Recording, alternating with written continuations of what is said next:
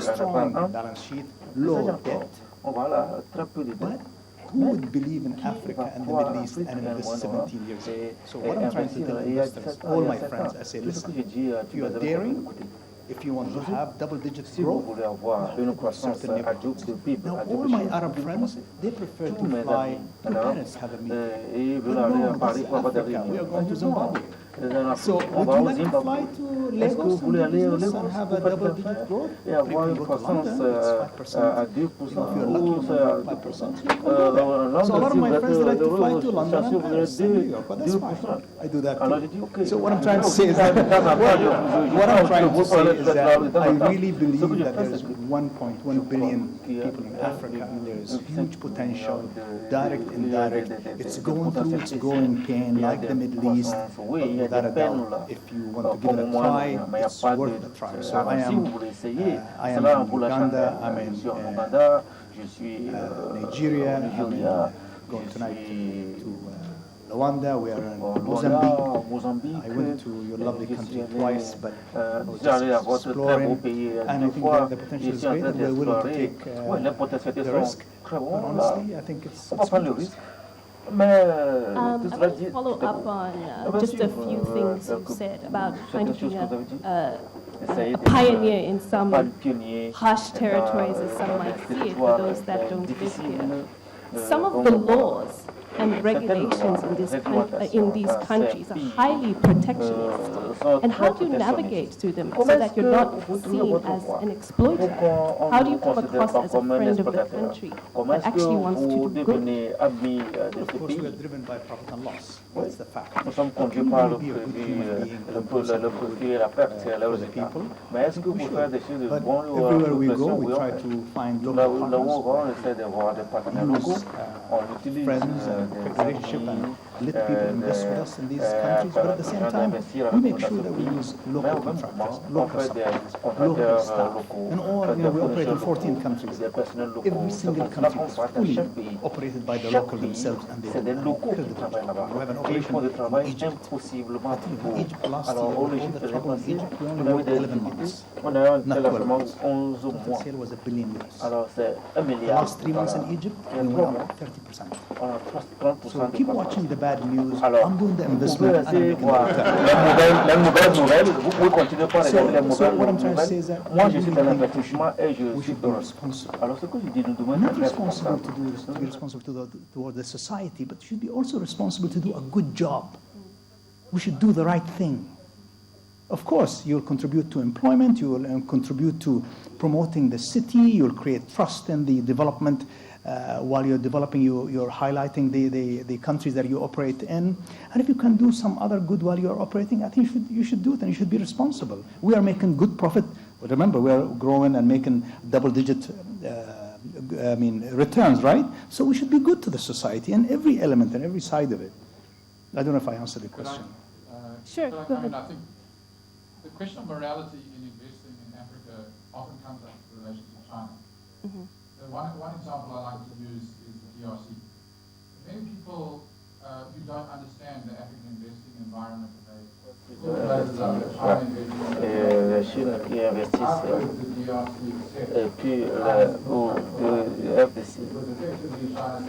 Donc nous devons investir dans l'important là, et dans le processus, nous devons faire cela contre l'investissement. Tout cela, quand nous avons dans le processus, nous avons bénéficié des retombées de ces investissements. Alors tout ceci, parce que effectivement nous essayons d'exploiter la situation. Alors la conscience est aussi comme l'ODC. Eh bien, cela, donc, le point c'est que si on pouvait quand même libérer la capacité d'obtenir le prix ce serait bien, sinon ça ne vaudrait pas la peine d'investir. Et je crois qu'il faut comprendre également ce qui se passe, c'est que l'Afrique, ce n'est pas tout simplement des matières premières, il faut savoir investir. Et qu'il est vrai que les gens exploitent les ressources naturelles. Il y a par exemple le cuivre de Zambie et en fait l'Afrique aussi, il y a le problème de la démographie. Et que le problème, c'est que il faut de l'infrastructure en Afrique, il faut investir dans tous les sens. Et les consommateurs abondent en Afrique. Et que, en fait, il y a eu une enquête tout récemment où on parlait de l'effet de la démographie sur les affaires. Et vous avez l'exemple des shoplites qui s'installent un peu partout au Nigeria. Et que, franchement, c'est le développement dans tous les sens. Donc les multinationales ont compris ceci. Et moi, j'ai toujours plaidé en faveur d'un intérêt accru pour l'Afrique. Donc, quel que soit le portrait tambour, il y a toutes ces grandes boîtes qui s'intéressent à l'Afrique, surtout au Nigeria, et qui arrivent quand même à obtenir Speaking of beaucoup the de consumer bénéfices. story, Mark, how has the African consumer changed their behavior?